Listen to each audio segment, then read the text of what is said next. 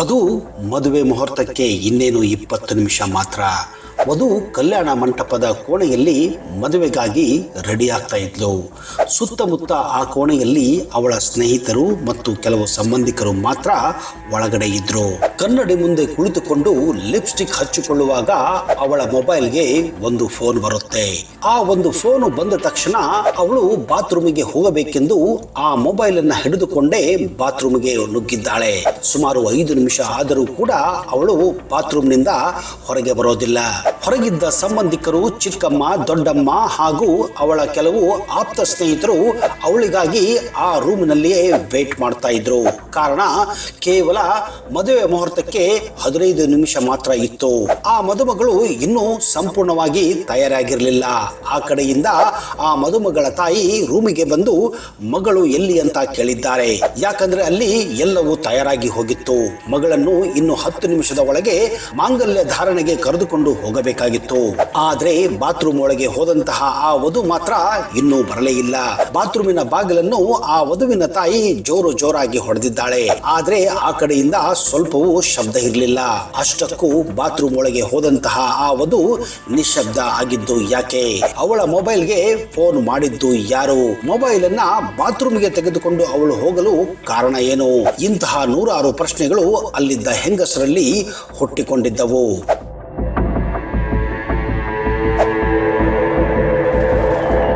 ಅದು 2025 ಮೇ 22ನೇ ತಾರೀಕು. ಹಾಸನ ಹೊರವಲಯದ ಭುವನಹಳ್ಳಿಯ ಪಲ್ಲವಿ ಮತ್ತು ಆಲೂರು ತಾಲೂಕಿನ ಸರ್ಕಾರಿ ಪ್ರಾಥಮಿಕ ಶಾಲಾ ಶಿಕ್ಷಕ ವೇಣುಗೋಪಾಲ್ ಜಿ ನಡುವೆ 3 ತಿಂಗಳ ಹಿಂದೆಯೇ ಮದುವೆ ನಿಶ್ಚಯವಾಗಿತ್ತು.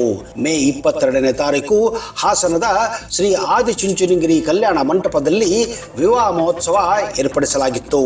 ಹೀಗಾಗಿ ಪಲ್ಲವಿ ಮತ್ತು ವೇಣುಗೋಪಾಲ್ ಸಂಬಂಧಿಕರು, ಸ್ನೇಹಿತರು ಆ ಕಲ್ಯಾಣ ಮಂಟಪದಲ್ಲಿ 100 ಸಂಖ್ಯೆಯಲ್ಲಿ ಸೇರಿಕೊಂಡಿದ್ದರು. ಎಲ್ಲಿ ನೋಡಿದರೂ ಖುಷಿಯ ಸಂಭ್ರಮ. ವೇಣುಗೋಪಾಲನ್ನ ಹರಿಸಬೇಕೆಂದು 100 ಸ್ನೇಹಿತರು ಗಿಫ್ಟ್ ಗಳನ್ನ ಖರೀದಿ ಮಾಡಿಕೊಂಡು ಅಲ್ಲಿಗೆ ಬಂದಿದ್ದರು. ವೇಣುಗೋಪಾಲ್ ಶಾಲೆಯ ಸಿಬ್ಬಂದಿ ಸಂಪೂರ್ಣವಾಗಿ ಅಲ್ಲಿ ಹಾಜರಾಗಿತ್ತು. ಅಷ್ಟೇ ಅಲ್ಲದೆ ಹಲವಾರು ಸಂಬಂಧಿಕರು ಸುಮಾರು 3 ತಿಂಗಳಿಂದ ಈ ಮದುವೆಗಾಗಿ ಓಡಾಟ ನಡೆಸಿದ್ದರು. ಈ ಕಡೆ ಪಲ್ಲವಿಯ ಸಂಬಂಧಿಕರು, ಸ್ನೇಹಿತರು, ಕುಟುಂಬಸ್ಥರು ಎಲ್ಲರೂ ಕೂಡ ಮದುವೆ ಸಮಾರಂಭದಲ್ಲಿ ಪಾಲ್ಗೊಂಡಿದ್ದರು.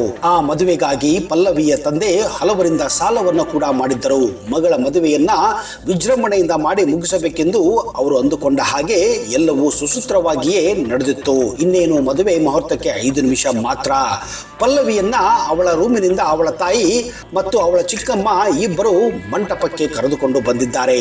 ಬೆಳಿಗ್ಗೆ ಒಂದು ರೀತಿ ಖುಷಿಯಾಗಿದ್ದ ಪಲ್ಲವಿ ಮುಖದಲ್ಲಿ ಅಷ್ಟೊಂದು ಕಳೆ ಈಗ ಇರಲಿಲ್ಲ. ಯಾಕೋ ಒಂದು ರೀತಿ ಡಲ್ ಆಗಿ ಕಾಣುತ್ತಿದ್ದಳು. ಮದುವೆ ಮಂಟಪಕ್ಕೆ ಪಲ್ಲವಿಯನ್ನ ಕರೆತಂದಿದ್ದಾರೆ. ವಾಲಗದವರು ರೆಡಿಯಾಗಿ ಕುಳಿತುಕೊಂಡಿದ್ದಾರೆ. ಎಲ್ಲರ ಕೈಗೂ ಅಕ್ಷತೆಗಳು ಬಂದಾಗಿತ್ತು. ಇನ್ನೇನು ತಾಳಿ ಕಟ್ಟಿ ಗಟ್ಟಿ ಮೇಳ ಬಾರಿಸುತ್ತಿದ್ದ ಹಾಗೆ ಎಲ್ಲರೂ ಅಕ್ಷತೆಯನ್ನ ಆ ನವ ದಂಪತಿಗಳ ಮೇಲೆ ಹಾಕಬೇಕೆಂದು ಕಾತುರದಲ್ಲಿದ್ದರು. ಇಬ್ಬರನ್ನ ನೋಡಿ ಹಲವಾರು ಜನರು ಒಳ್ಳೆಯ ಜೋಡಿ ಅಂತ ಪರಸ್ಪರ ಮಾತನಾಡಿಕೊಳ್ಳುತ್ತಿದ್ದರು. ಇನ್ನೇನು ವರನ ಕೈಯಲ್ಲಿ ತಾಳಿ ಇತ್ತು. ವೇಣುಗೋಪಾಲ್ ಪಲ್ಲವಿಗೆ ತಾಳಿ ಕಟ್ಟಬೇಕೆನ್ನುವಷ್ಟರಲ್ಲಿ ಪಲ್ಲವಿ ಮೆಲ್ಲಗೆ ವೇಣುಗೋಪಾಲ್ಗೆ ತನಗೆ ಈ ಮದುವೆ ಇಷ್ಟ ಅಲ್ಲ ಅಂತ ಹೇಳಿದ್ದಾಳೆ.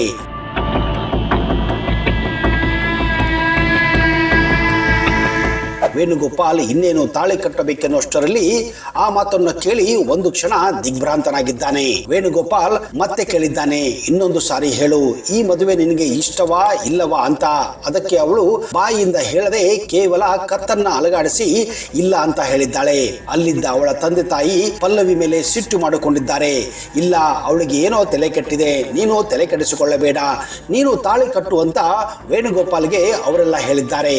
ಆದ್ರೆ ಹುಡುಗಿಗೆ ಇಷ್ಟ ಇಲ್ಲ ಅಂದ ಮೇಲೆ ತಾನು ಏಕೆ ತಾಳಿ ಕಟ್ಟಬೇಕೆಂದು ವೇಣುಗೋಪಾಲ್ ಮತ್ತೆ ಪಲ್ಲವಿಯನ್ನ ತನಗೆ ಈ ಮದುವೆ ಇಷ್ಟವೋ ಇಲ್ಲವೋ ಅಂತ ಕೇಳಿದ್ದಾನೆ. ಆಗಲೂ ಕೂಡ ಪಲ್ಲವಿ ಮಾತ್ರ ತನಗೆ ಈ ಮದುವೆ ಇಷ್ಟ ಇಲ್ಲ ಅಂತ ಖಡಾಖಂಡಿತವಾಗಿ ಹೇಳಿಬಿಟ್ಟಿದ್ದಾಳೆ. ಇದರಿಂದ ಕೋಪಗೊಂಡ ವೇಣುಗೋಪಾಲ್ ತಾನು ಈ ಮದುವೆ ಆಗುವುದಿಲ್ಲ ಅಂತ ಹೇಳಿದ್ದಾನೆ. ಇದರಿಂದ ರೊಚ್ಚಿಗೆದ್ದ ವೇಣುಗೋಪಾಲ್ನ ಕಡೆಯ ಸಂಬಂಧಿಕರು, ತಂದೆ ತಾಯಿಯರು ಆ ಹುಡುಗಿಯ ಪೋಷಕರನ್ನ, ಕುಟುಂಬಸ್ಥರನ್ನ ಬಾಯಿಗೆ ಬಂದ ಹಾಗೆ ಬೈದಿದ್ದಾರೆ. ಅದು ಸಹಜವೇ ಸ್ನೇಹಿತರೆ. ಯಾಕಂದ್ರೆ ಒಂದು ಮದುವೆ ಅಂದ್ರೆ ಅಷ್ಟು ಸುಲಭದ ಮಾತಲ್ಲ. ನಿಮಗೆ ಗೊತ್ತು, ಮದುವೆ ಮಾಡಿ ನೋಡು, ಮನೆ ಕಟ್ಟಿ ನೋಡು ಅಂತ. ಯಾಕಂದ್ರೆ ಇವೆರಡೂ ಕೆಲಸಗಳು ತುಂಬಾ ಕಷ್ಟದ ಕೆಲಸಗಳೇ. ಒಂದು ಮದುವೆ ಅಂದ್ರೆ ಹುಡುಗನನ್ನ ಹುಡುಕುವುದು ಅಥವಾ ಹುಡುಗಿಯನ್ನ ಹುಡುಕುವುದು, ಆಮೇಲೆ ಕುಟುಂಬಗಳು ಒಪ್ಪಿಕೊಳ್ಳುವುದು, ಮದುವೆ ನಿಶ್ಚಿತಾರ್ಥ ಮಾಡುವುದು, ಮದುವೆಗಾಗಿ ಮಂಟಪನ್ನ ಹುಡುಕುವುದು, ಆಮೇಲೆ ಹೆಣ್ಣಿನವರು ಗಂಡಿಗಾಗಿ ಬಟ್ಟೆಗಳನ್ನ ಕೊಡಿಸುವುದು, ಅದೇ ರೀತಿ ಗಂಡನ ಕಡೆಯವರು ಹೆಣ್ಣಿಗೆ ಮಾಂಗಲ್ಯ, ಚಿನ್ನ, ಬಟ್ಟೆ, ಸೀರೆಗಳನ್ನ ಕೊಡಿಸುವುದು. ಇದು ಸರಿ ಸುಮಾರು 6 ತಿಂಗಳಿಂದ ನಿರಂತರವಾಗಿ ಮದುವೆಯ ತಯಾರಿ ನಡೆಯುತ್ತಾನೆ ಇರುತ್ತದೆ. ಕೆಲವೊಂದು ಸಮಯದಲ್ಲಂತೂ ಮದುವೆ ತಯಾರಿಗಳು ವರ್ಷಗಂಟಲೆ ಆಗುತ್ತವೆ. ಅಂಥದ್ರಲ್ಲಿ ಇಷ್ಟೆಲ್ಲ ತಯಾರಿ ಮಾಡಿ ಇನ್ನೇನು ಮಾಂಗಲ್ಯ ಕಟ್ಟಬೇಕೆನ್ನುವಷ್ಟರಲ್ಲಿ ಮದುವೆ ಬೇಡ ಅಂದ್ರೆ ಯಾರಿಗೆ ತಾನೇ ಕೋಪ ಬರುವುದಿಲ್ಲ ಹೇಳಿ? ಮದುವೆ ಬೇಡವಾಗಿದ್ದರೆ ನಿಶ್ಚಿತಾರ್ಥ ಆಗುವ ಮೊದಲೇ ಹೇಳಬೇಕಾಗಿತ್ತು. ಹೋಗಲಿ, ಮದುವೆ ಹಿಂದಿನ ದಿನವಾದರೂ ಹೇಳಬಹುದಾಗಿತ್ತು. ಯಾಕೆ ಕಲ್ಯಾಣ ಮಂಟಪವನ್ನ ಬುಕ್ ಮಾಡಬೇಕು, ಮದುವೆ ಶಾಪಿಂಗ್ ಮಾಡಬೇಕು, ಇವೆಲ್ಲವೂ ನಿಲ್ಲಿಸಬಹುದಾಗಿತ್ತು. ಆದರೆ ಕೊನೆ ಘಳಿಗೆಯಲ್ಲಿ ಮದುವೆ ಬೇಡ ಅಂದಿದ್ದಕ್ಕೆ ರೊಚ್ಚಿಗೆದ್ದ ಗಂಡನ ಕಡೆಯವರು ಪೊಲೀಸ್ ಕಂಪ್ಲೇಂಟ್ ಅನ್ನ ಕೊಟ್ಟಿದ್ದಾರೆ.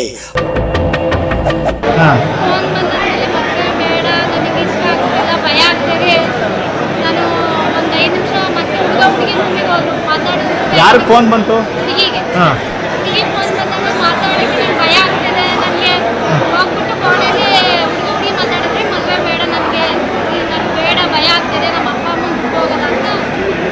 ಯಾರು ಹಂಗೆ ಹೇಳ್ತಿರೋದು? ಹುಡುಗಿ ಹೆಸರೇನು? ಮದುವೆ ಇನ್ನೇನು ಮುಹೂರ್ತ ಆಗೋ ಟೈಮ್ಗೆ ಅಂತ ಯಾಕೆ ಬೇಡ ಅಂತಿದ್ದಾರೆ ಈಗ ನಿಮ್ಗೆ ಗೊತ್ತಿದ್ದಂಗೆ? ಮೊದಲೇ ಹೇಳ್ಬೇಕಿತ್ತಲ್ವಾ?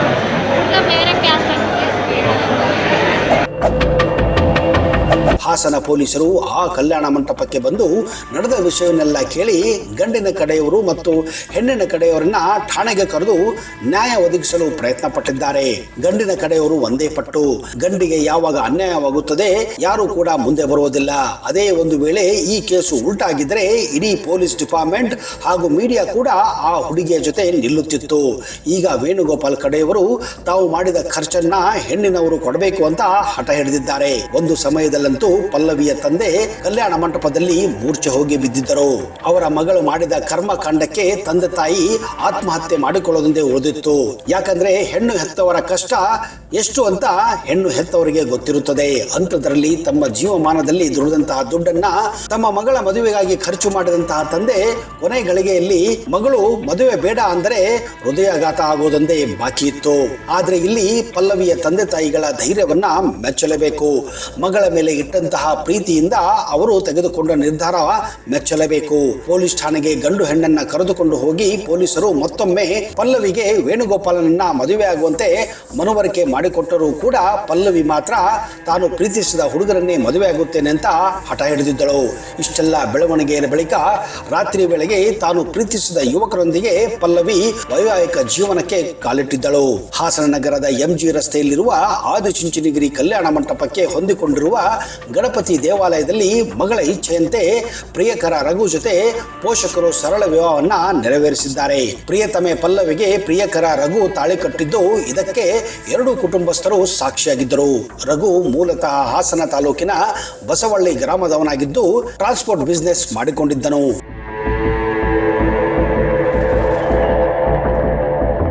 ಹಲವು ವರ್ಷಗಳಿಂದ ಇವರಿಬ್ಬರು ಪರಸ್ಪರ ಪ್ರೀತಿಸುತ್ತಿದ್ದರು. ಆದರೆ ಇದನ್ನ ಹೆತ್ತವರ ಬಳಿ ಹೇಳಿಕೊಳ್ಳಲು ಪಲ್ಲವಿಗೆ ಧೈರ್ಯ ಇರಲಿಲ್ಲ. ಇದೇ ಕಾರಣ ಅವಳು ವೇಣುಗೋಪಾಲ್ ಜೊತೆ ಮದುವೆ ಆಗಲು ಒಪ್ಪಿಕೊಂಡಿದ್ದಳು. ಆದರೆ ಮದುವೆಗೆ ಮುಂಚೆ ಸರಿಸುಮಾರು 20 ನಿಮಿಷ ಇರುವಾಗ ರಘು ಪಲ್ಲವಿಗೆ ಫೋನ್ ಮಾಡಿದ್ದಾನೆ. ತಾನು ಅವಳನ್ನು ಬಿಟ್ಟು ಬದುಕಲು ಸಾಧ್ಯವಿಲ್ಲ ಅಂತ ಹೇಳಿದ್ದಾನೆ. ಬಾತ್ರೂಮ್ನಲ್ಲಿ ಪಲ್ಲವಿ ರಘುವಿನ ಜೊತೆ ಸುಮಾರು 5 ನಿಮಿಷಗಳ ಕಾಲ ಮಾತನಾಡಿದ್ದಾಳೆ. ಅವರಿಬ್ಬರು ನಡೆದ ಸಂಭಾಷಣೆ ಪಲ್ಲವಿಯ ಮನಸ್ಸನ್ನು ಕೂಡ ಬದಲಾಯಿಸಿತ್ತು. ಅಷ್ಟೇ ಅಲ್ಲದೆ ಮದುವೆ ಮಂಟಪದಲ್ಲಿ ಅವಳು ವೇಣುಗೋಪಾಲನನ್ನ ತಿರಸ್ಕರಿಸಿದ್ದಳು. ಆದ್ರೆ ಇಲ್ಲಿ ಪ್ರಶ್ನೆ ಹುಟ್ಟೋದು, ಈ ಹುಡುಗಿ ಈ ರೀತಿ ಮಾಡಿದ್ದು ಸರಿನಾ ತಪ್ಪಾ ಅಂತ. ಕೆಲವರ ಪ್ರಕಾರ ಇದು ಸರಿ ಅನಿಸುತ್ತದೆ, ಇನ್ನು ಕೆಲವರ ಪ್ರಕಾರ ಇದು ತಪ್ಪನಿಸುತ್ತದೆ. ಈ ಒಂದು ಘಟನೆ ನೋಡಿದರೆ ನಿಜಕ್ಕೂ ಇದು ಒಂದು ರೀತಿ ಸಿನಿಮೆಯ ಕಥೆ ಹಾಗೆ ಕಾಣುತ್ತದೆ. ಆದ್ರೆ ಆಗಿದ್ದೆಲ್ಲ ಒಳ್ಳೆಯದು ಅಂತ ತಿಳಿದುಕೊಂಡಿದ್ದಾರೆ. ಹೌದು, ಒಂದು ವೇಳೆ ಅವಳು ಮನಸ್ಸಿಲ್ಲದೆ ವೇಣುಗೋಪಾಲನನ್ನ ಮದುವೆ ಆಗಿದ್ದರೆ ಅವಳು ಬಾಳು ಕೂಡ ಹಾಳಾಗುತ್ತಿತ್ತು. ಯಾಕಂದ್ರೆ ಮನಸ್ಸಿನ ಮನಸ್ಸಿನಲ್ಲಿ ಯಾವಾಗಲೂ ರಘುವನ್ನ ಅವಳು ಬಯಸುತ್ತಿದ್ದಳು. ಮದುವೆ ಆದರೂ ಕೂಡ ಗಂಡನ ಜೊತೆಯಲ್ಲಿದ್ದರೂ ಕೂಡ ಬೇರೆಯವರನ್ನ ಬಯಸೋದು ತಪ್ಪಾಗಿದ್ದರೂ ಕೂಡ ಇದು ಪ್ರೀತಿ ಮಾಡಿದವರ ಮನಸ್ಸಿಗೆ ಮಾತ್ರ ಅರ್ಥವಾಗುತ್ತದೆ. ಅಟ್ಲೀಸ್ಟ್ ಈಗ ಮದುವೆಗಿಂತ ಮೊದಲು ಹೇಳಿದ್ದಕ್ಕಾಗಿ ಅವಳ ಮದುವೆ ತಾನು ಪ್ರೀತಿಸಿದ ಹುಡುಗನ ಜೊತೆ ಆಗಿದೆ. ಪಲ್ಲವಿಯ ಮದುವೆ ಏನೋ ಆಗಿ ಹೋಯ್ತು. ಆದ್ರೆ ವೇಣುಗೋಪಾಲನ ಪರಿಸ್ಥಿತಿ ಏನು ಅಂತ ಕೇಳಿದಾಗ ವೇಣುಗೋಪಾಲ್ ಖುದ್ದಾಗಿ ಮಾತನಾಡಿಸಿದ್ದು ಆಗಿದ್ದೆಲ್ಲ ಒಳ್ಳೆಯದಾತು ಅಂತ ಹೇಳಿಕೊಂಡಿದ್ದಾರೆ. ಸ್ನೇಹಿತರೆ, ಈಗ ನೀವೇ ಹೇಳಿ, ಇದರಲ್ಲಿ ಯಾರದ್ದು ತಪ್ಪು ಅಂತ, ಯಾರದ್ದು ಸರಿ ಅಂತ? ಇಂತಹ ಕೇಸುಗಳು ಇವತ್ತು ನಾವು ಪ್ರತಿನಿತ್ಯ ಒಂದಿಲ್ಲ ಒಂದು ಭಾಗದಿಂದ ಕೇಳುತ್ತಾನೆ ಇದ್ದೇವೆ. ಆದಷ್ಟು ಪ್ರೀತಿಸಿದವರನ್ನ ಮದುವೆ ಆಗಿ, ಪ್ರೀತಿಸಿದರೆ ಬಾಯಿ ಬಿಟ್ಟು ಹೇಳಿ. ಇಲ್ಲವಾದರೆ ನೀವು ಮದುವೆ ಆಗುವ ಹುಡುಗನನ್ನಾಗ್ಲಿ ಹುಡುಗಿಯನ್ನಾಗ್ಲಿ ಲೈಫ್ ಲಾಂಗ್ ಇಷ್ಟವಿಲ್ಲದೆ ಬಾಳಬೇಕಾಗುತ್ತದೆ ಅನ್ನೋದನ್ನ ಈ ಒಂದು ಘಟನೆಯಿಂದ ನಾವು ಕೂಡ ಕಲಿಯಬಹುದು. ಸ್ನೇಹಿತರೆ, ದಯವಿಟ್ಟು ನಿಮ್ಮ ಅನಿಸಿಕೆಗಳನ್ನ ಕಮೆಂಟ್ ಬಾಕ್ಸ್ ಅಲ್ಲಿ ಹಾಕಿ.